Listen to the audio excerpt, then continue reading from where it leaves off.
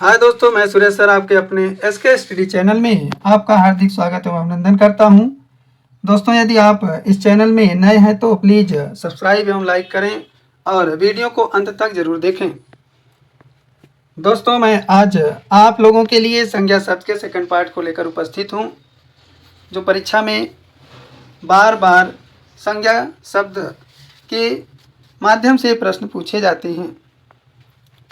दोस्तों, संज्ञा शब्द की बात की जाए तो संज्ञा जो शब्द है यह दो शब्दों से मिलकर बना हुआ है, एक सम और दूसरा है ज्ञा। सम का अर्थ होता है दोस्तों ठीक या सम्यक, और ज्ञा यानी पहचान करना, अर्थात सम्यक ज्ञान होता है। संज्ञा शब्द का अर्थ दोस्तों सम्यक ज्ञान होता है या ठीक ठाक पहचान करना होता है। वाक्य में प्रयुक्त के आधार पर दोस्तों, वाक्य में प्रयुक्त के आधार पर संज्ञा का जो पद परिचय है, यह संज्ञा शब्द का निर्माण लिंग, वचन, कारक आदि के संबंध के माध्यम से होता है, जो लिंग, वचन, कारक के संबंध का बोध कराता है। लिंग की बात की जाए दोस्तों, इसमें लिंग जो है तीन होते हैं। एक पुल्लिंग होता है, स्त्रीलिंग दूसरा होता है, और तीसरा नपुंसक लिंग होता है। पुल्लिंग जो है दोस्तों पुरुष जाति का बोध कराता है, और स्त्रीलिंग जो है स्त्री जाति का बोध कराता है। नपुंसक लिंग जो है न तो स्त्री और न ही पुरुष जाति का बोध कराता है। संज्ञा शब्द में वचन की बात की जाए दोस्तों, केवल एक वचन का प्रयोग होता है, और वचन के अंतर्गत अगर बात की जाए दोस्तों तो हिंदी में कुल दो वचन होते हैं, यानी हिंदी में दो वचन होते हैं, एक वचन और दूसरा है बहुवचन। हिंदी में दोस्तों एक वचन और बहुवचन होते हैं, जबकि दोस्तों संस्कृत में तीन वचन होते हैं। संस्कृत में दोस्तों तीन वचन होते हैं, एक वचन, द्विवचन और बहुवचन होता है दोस्तों।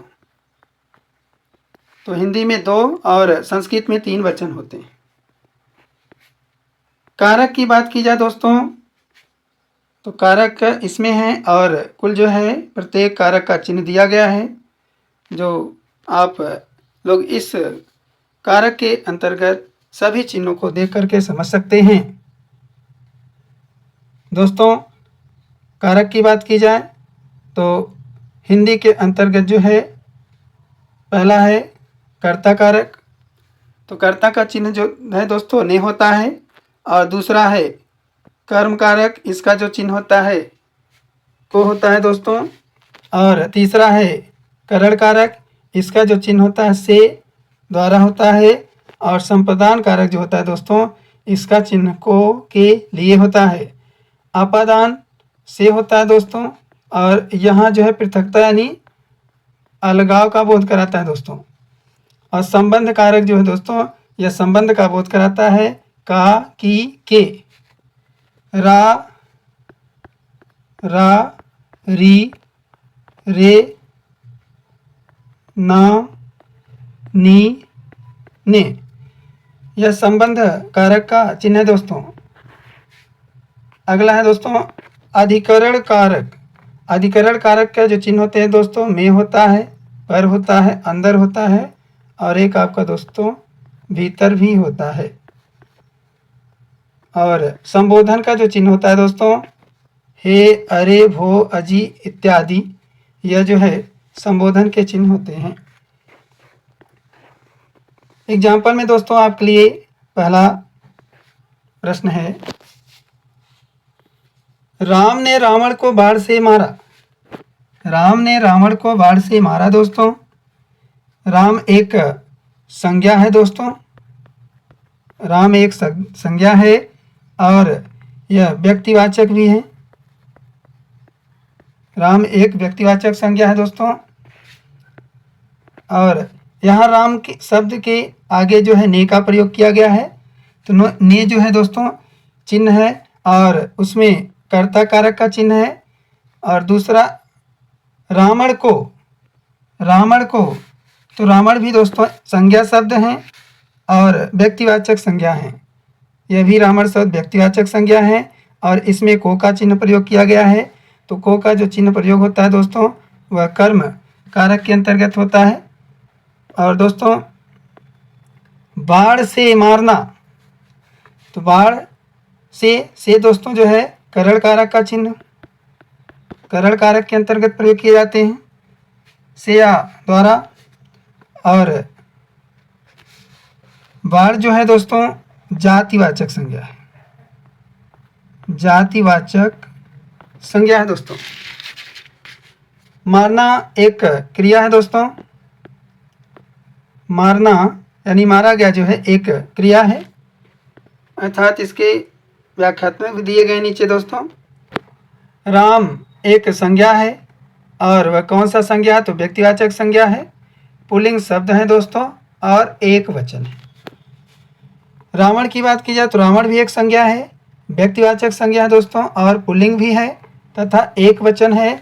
और मारना जो है ये क्रिया है दोस्तों और ये किस पर पड़ता है, कर्म कारक पर पड़ता है।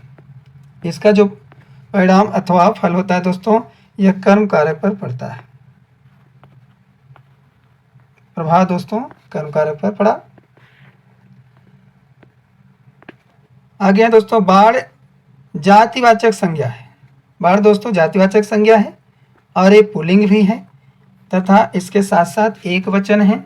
और जो है यह करण कारक है दोस्तों, यह जो है करण कारक, यहाँ पर जो चिन्ह है करण कारक का है, करण कारक का चिन्ह है दोस्तों, क्योंकि बाढ़ के माध्यम से जो है कि मारा गया तो प्रभाव जो है बाढ़ पर पड़ा।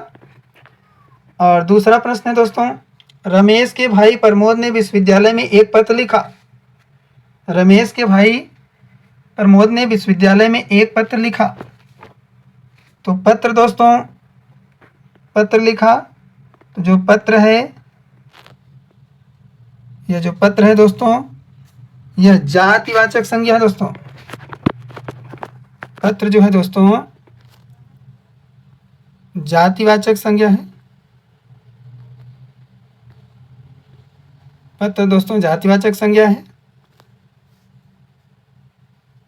और रमेश के भाई ने, रमेश के भाई की बात की जाए तो रमेश के भाई और उनके भाई का नाम है प्रमोद ने विश्वविद्यालय में एक पत्र लिखा दोस्तों। तो यहाँ जो है पत्र जो है दोस्तों एक कर्म कारक यहाँ प्रभाव पड़ता है, पत्र पर कर्म कारक का प्रभाव पड़ा।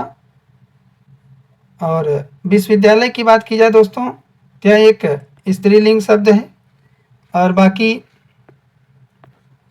पत्र और भाई यह दोनों जातिवाचक संज्ञा हैं और पुल्लिंग शब्द हैं, जातिवाचक संज्ञा और पुल्लिंग शब्द हैं। जबकि पत्र भाई और विश्वविद्यालय में जातिवाचक संज्ञा होने के साथ साथ यह केवल पत्र और भाई पुल्लिंग है, जबकि विश्वविद्यालय जो है यह स्त्रीलिंग शब्द है। व्याख्यात्मक है दोस्तों, रमेश व्यक्तिवाचक संज्ञा है और पुल्लिंग भी है दोस्तों, एक वचन है और वहाँ पर जो है दोस्तों संबंध कारक का प्रयोग किया गया है। यहाँ जो है दोस्तों रमेश के भाई प्रमोद पर संबंध कारक का प्रयोग किया गया है।